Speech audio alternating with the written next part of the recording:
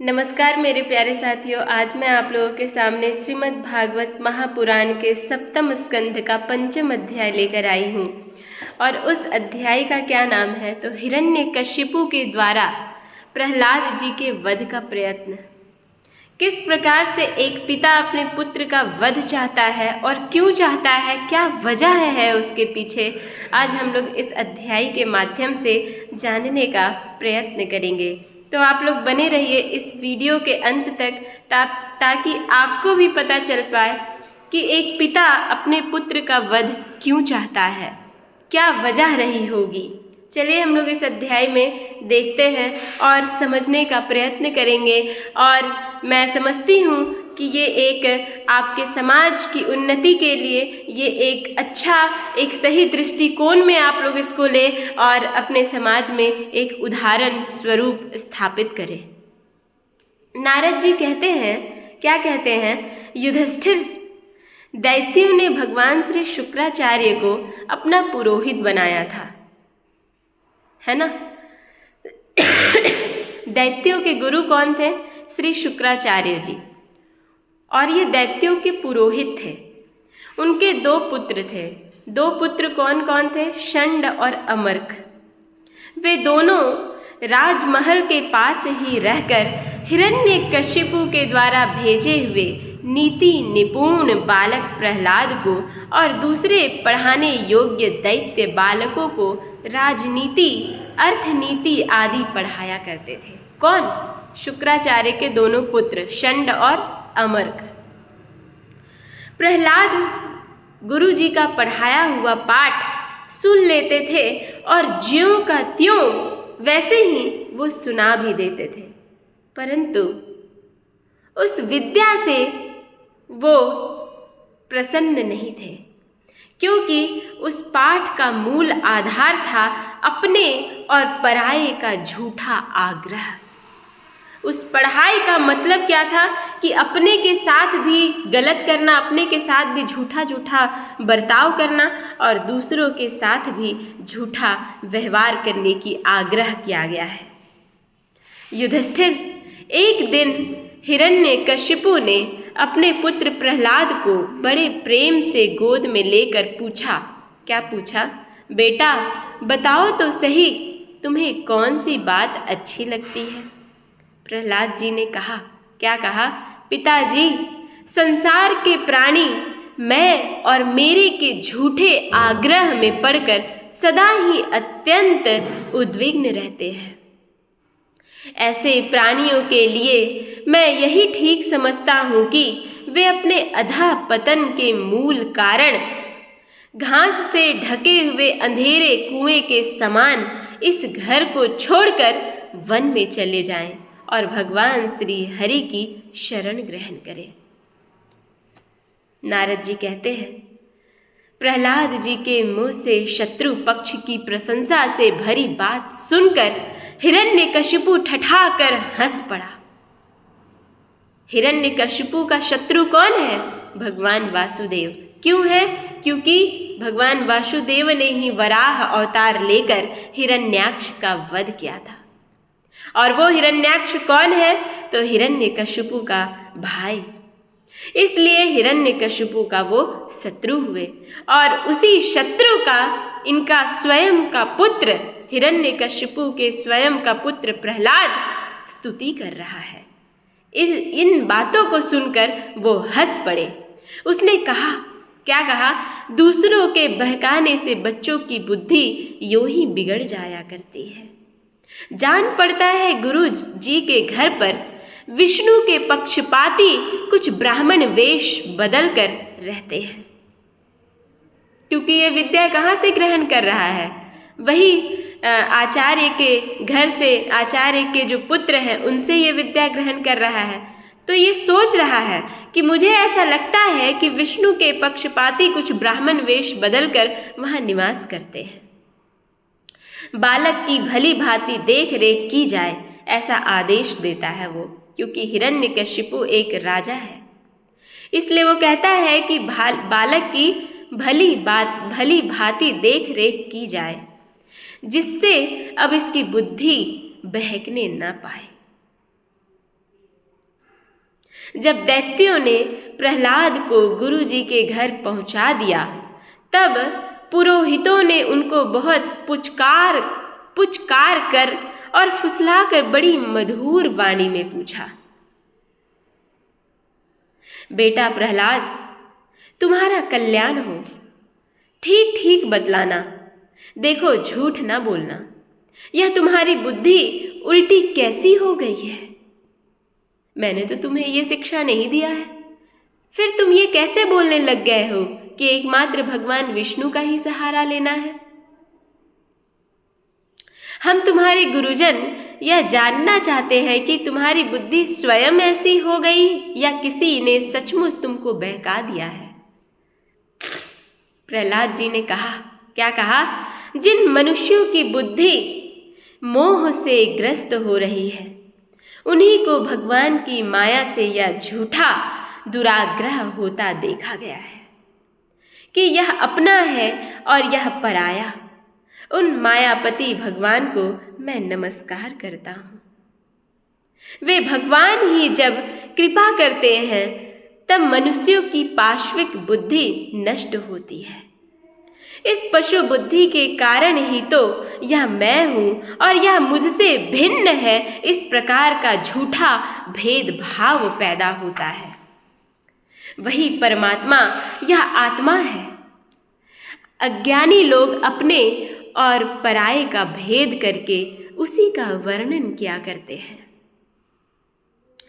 उनका ना जानना भी ठीक ही है, क्योंकि उसके तत्व को जानना बहुत कठिन है और ब्रह्मा आदि बड़े बड़े वेदज्ञ भी उसके विषय में मोहित हो जाते हैं। वही परमात्मा आप लोगों के शब्दों में मेरी बुद्धि बिगाड़ रहा है। गुरुजी, जैसे चुंबक के पास लोहा स्वयं खींच आता है, वैसे ही चक्रपाणी भगवान की स्वच्छंद इच्छा शक्ति से मेरा चित्त भी संसार से अलग होकर उनकी ओर बरबस खींच जाता है। मैं नहीं जाता हूँ, मेरा चित्त उनकी ओर खींचा चला जाता है। नारद जी कहते हैं, परम ज्ञानी प्रहलाद अपने गुरु जी से इतना कहकर चुप हो गए। पुरोहित बेचारे राजा के सेवक एवं पराधीन थे, वे डर गए। उन्होंने क्रोध से प्रहलाद को झिड़क दिया और कहा, अरे कोई मेरा बेत तो लाओ, यह हमारी कीर्ति में कलंक लगा रहा है। इस दुर्बुद्धि कुलांगार को ठीक करने के लिए चौथा उपाय दंड ही है। दैत्य वंश के चंदन वन में यह कांटेदार बबूल कहाँ से पैदा हो गया है, जो विष्णु इस वन की जड़ काटने में कुल्हाड़े का काम करते हैं? यह नादान बालक उन्हीं की बेट बन रहा है, सहायक हो रहा है। इस प्रकार गुरु जी ने तरह तरह से डांट डपट कर प्रहलाद को धमकाया और अर्थ, धर्म एवं काम संबंधी शिक्षा दी। कुछ समय के बाद जब गुरु जी ने देखा कि प्रहलाद ने साम, दान, दंड, भेद के संबंध की सारी बातें जान ली है, तब वे उन्हें उनकी माँ के पास ले गए। विद्या संपूर्ण हो गई है, अब गुरु जी जो है वो उनके माँ के पास पहुँचा दिए। माता ने बड़े लाड प्यार से नहला धुलाकर उसे कपड़ा उपड़ा पहनाकर पिताजी के पास उसे ले गई। किनके पास? हिरण्यकशिपु के पास। अब हिरण्यकशिपु ने जब देखा, प्रहलाद उनका प्रणाम किया और हिरण्यकशिपु उन्हें गले से लगा लिया और दोनों हाथों से उठाकर बहुत देर तक गले लगाए रखा। उस समय दैत्यराज का हृदय आनंद से भर रहा था। युधिष्ठिर, हिरण्यकशिपु ने प्रसन्न मुख प्रहलाद को अपनी गोद में बैठाकर उनका सिर सूंघा। बहुत दिनों के बाद पुत्र घर आया था शिक्षा ग्रहण करके। माता पिता तो ऐसे ही पुत्र पुत्रियों के वत्सल में पागल रहते हैं। अब बेचारा उसको अपने गोद में लेके और उसका सिर सूंघने लगा। उनके नेत्रों से प्रेम के आंसू गिर गिर कर प्रहलाद के शरीर को भिगोने लगे। उसने अपने पुत्र से पूछा, क्या पूछा हिरण्यकशिपु ने, कि चिरंजीवी बेटा प्रहलाद, इतने दिनों में तुमने गुरुजी से जो शिक्षा प्राप्त की है उसमें से कोई अच्छी सी बात मुझे भी बताओ। प्रहलाद जी ने कहा, अब देखिए वो फिर क्या कहेंगे प्रहलाद जी, पिताजी, विष्णु भगवान की भक्ति के 9 भेद हैं, और वो 9 भेद कौन कौन से हैं वो गिनवाते भी हैं।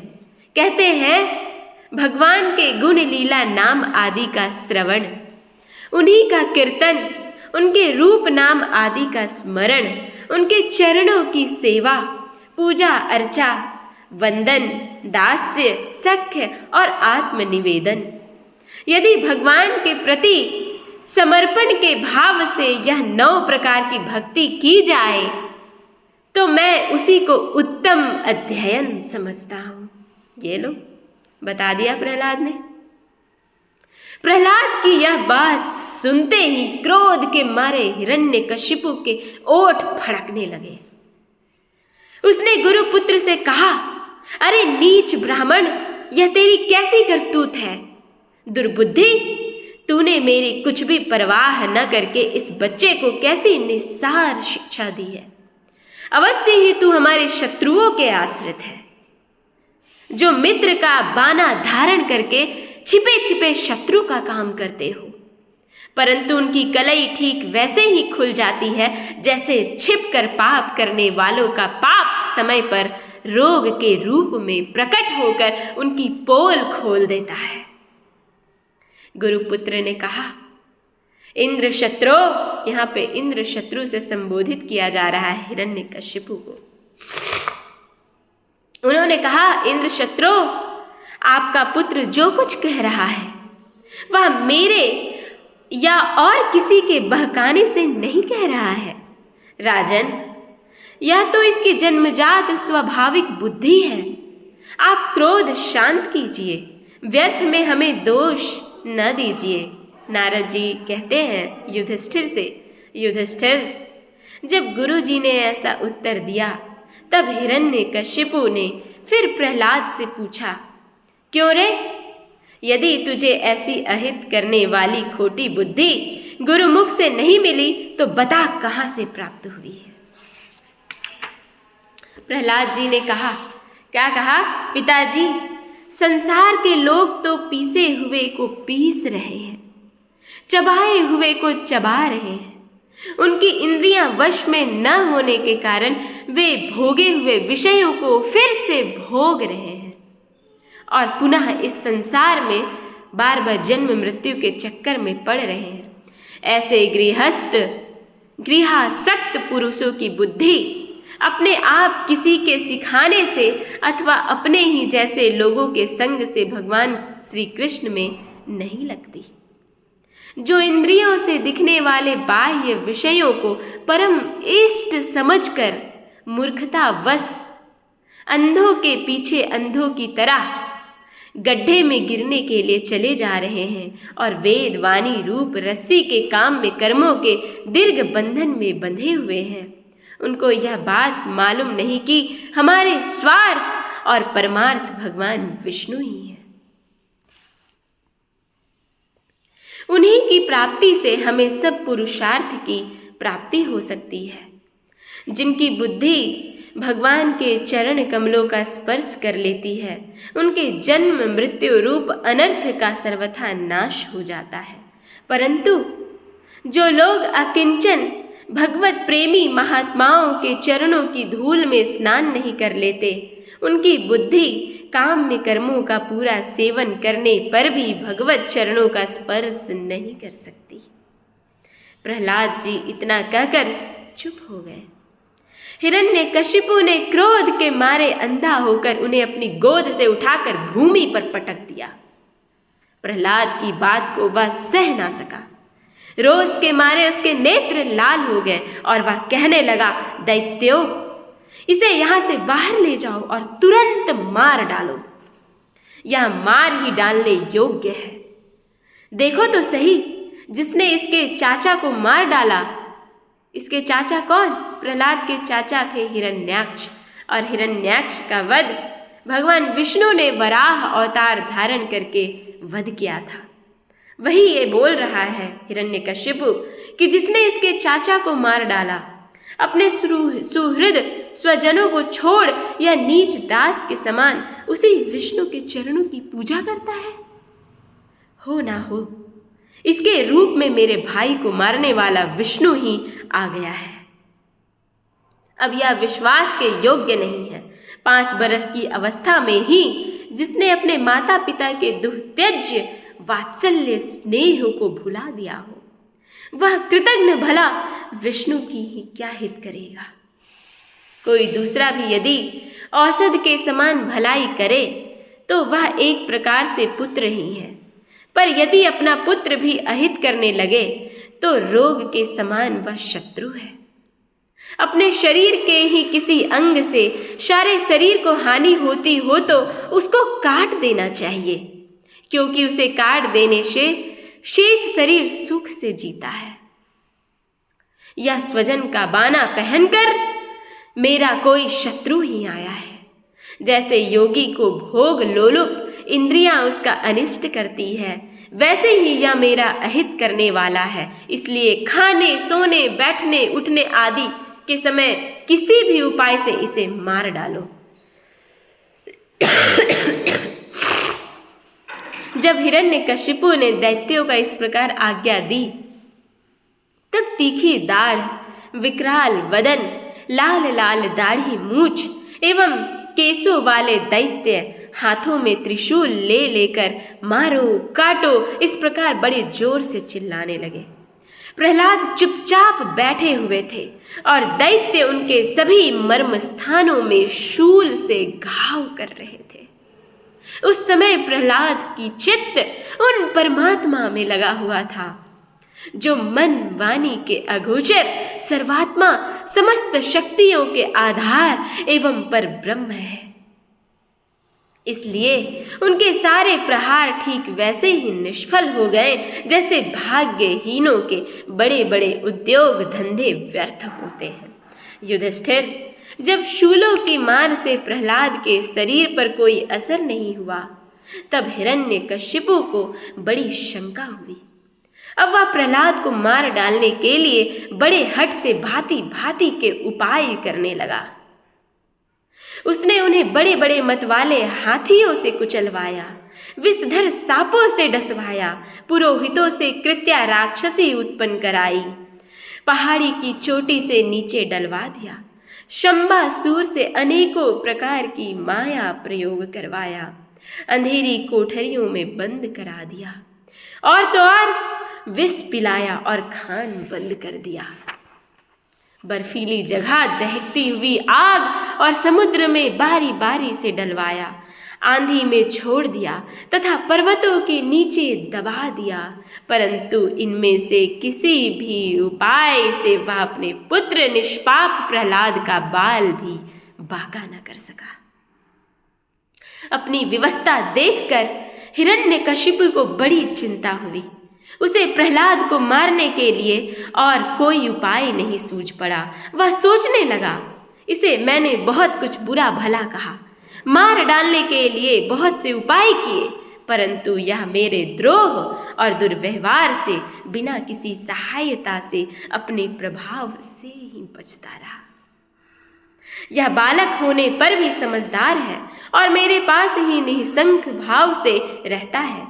हो ना हो इसमें कुछ सामर्थ्य अवश्य है, जैसे शुना सेब में था। अपने पिता की करतूतों से उसका विरोधी हो गया था, वैसे ही यह भी मेरे किए अपकारों को न भूलेगा। न तो यह किसी से डरता है और न इसकी मृत्यु ही होती है। इसकी शक्ति की थाह नहीं है, अवश्य ही इसके विरोध से मेरी मृत्यु होगी, संभव है न भी हो। इस प्रकार सोच विचार करते करते उसका चेहरा कुछ उतर गया। शुक्राचार्य के पुत्र षंड और अमर्क ने जब देखा कि हिरण्यकशिपु तो मुंह लटकाकर बैठा हुआ है, तब उन्होंने एकांत में जाकर उससे यह कहा। क्या कहा? स्वामी, आपने अकेले ही तीनों लोकों पर विजय प्राप्त कर ली है। आपके भौहें टेढ़ी करने पर ही सारे लोकपाल कांप उठते हैं। हमारे देखने में तो आपके लिए चिंता की कोई बात नहीं है।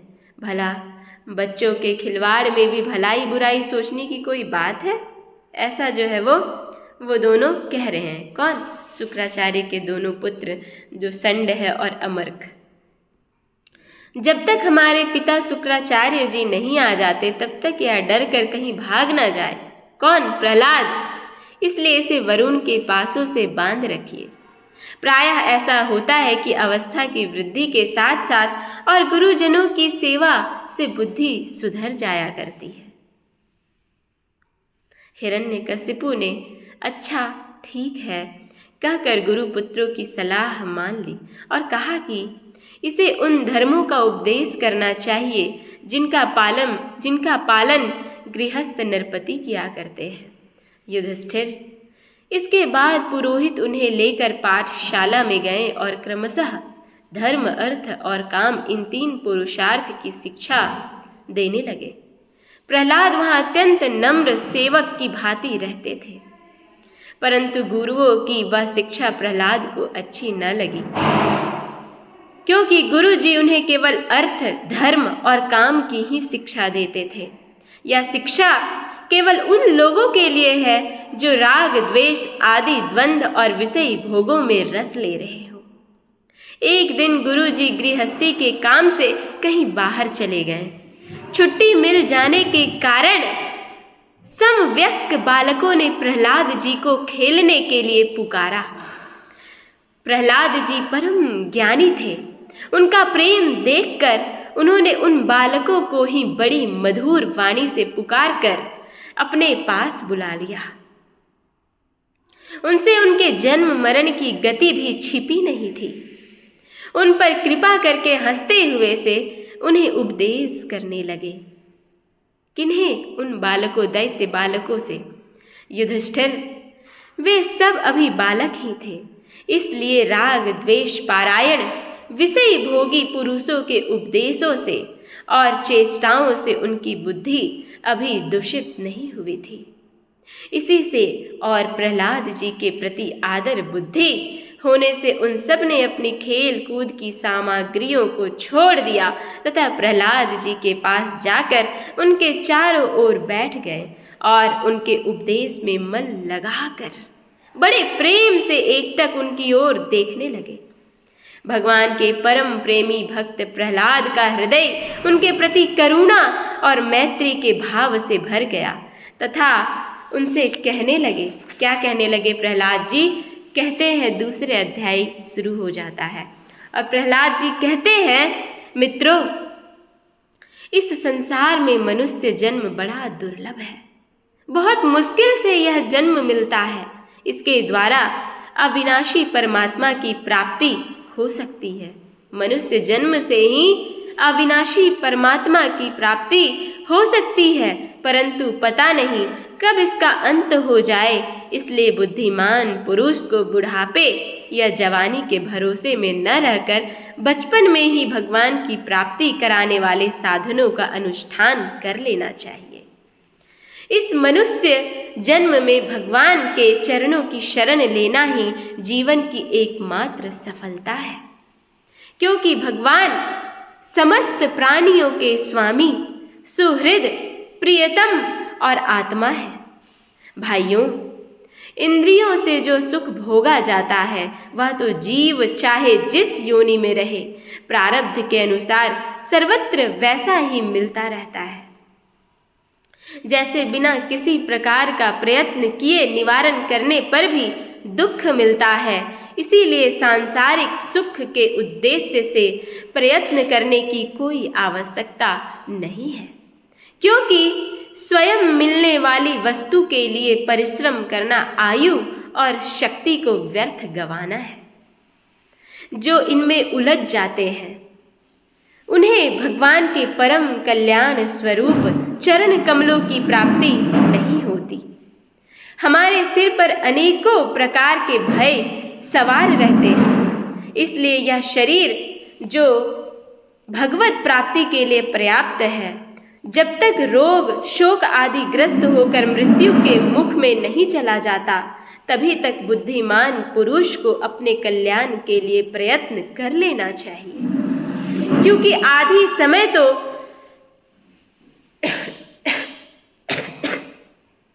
आधा समय हमारा 20 साल तो हमारा बचपन का ऐसे ही बीत जाता है खेलते कूदते, और बुढ़ापे का अंतिम समय 20 साल तो रोग से ग्रसित होने के कारण बीत जाता है।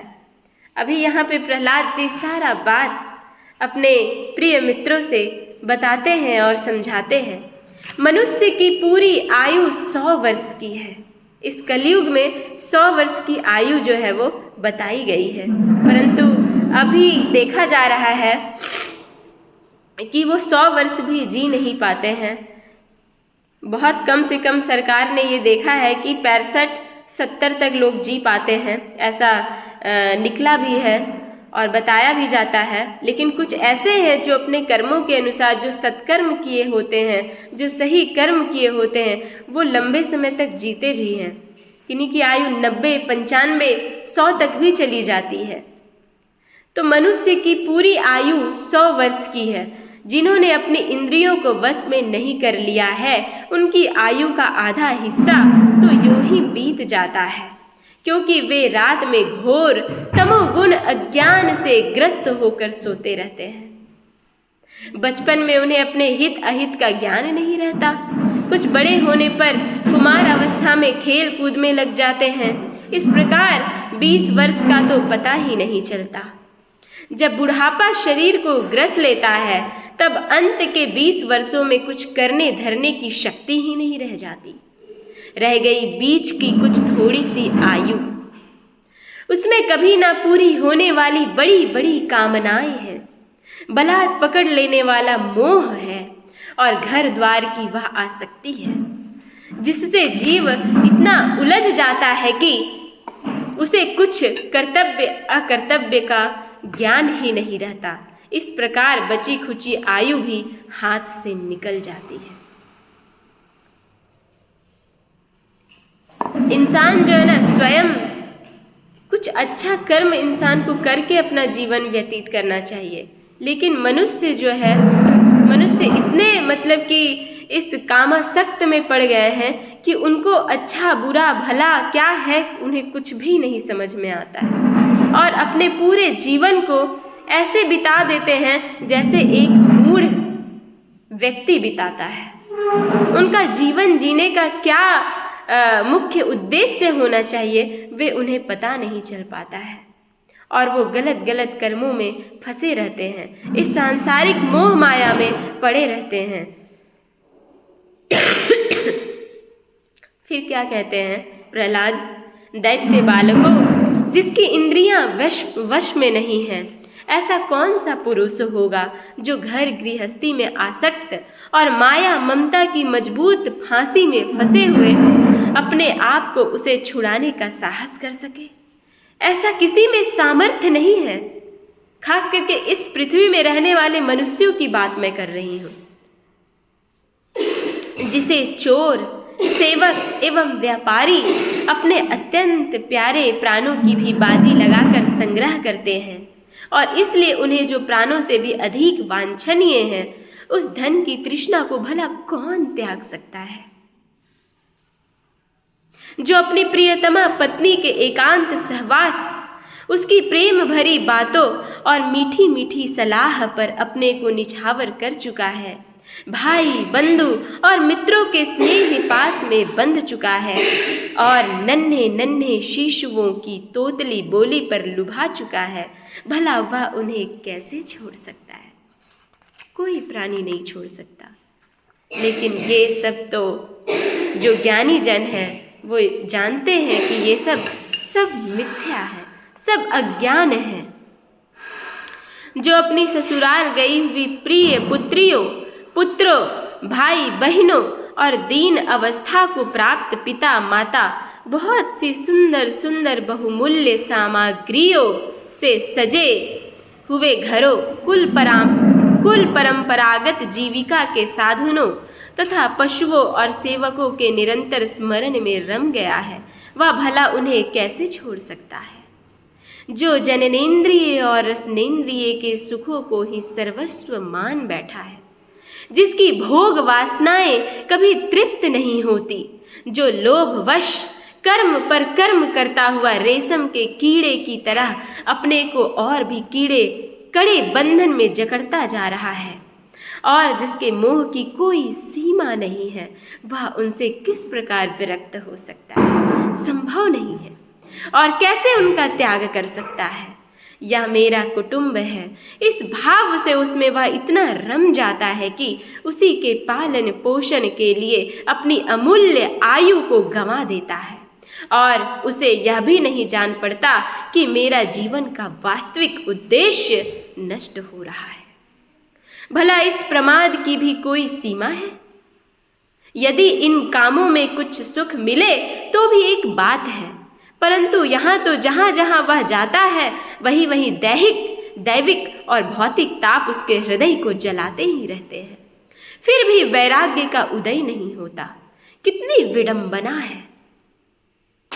कुटुंब की ममता के फेर में पड़कर वह इतना असावधान हो जाता है, उसका मन धन के चिंतन में सदा इतना लवलीन हो रहता है कि वह दूसरे का धन चुराने के लिए लौकिक पारलौकिक दोषों को जानता हुआ भी कामनाओं को वश में न कर सकने के कारण इंद्रियों की भोग की लालसा से चोरी कर ही बैठता है।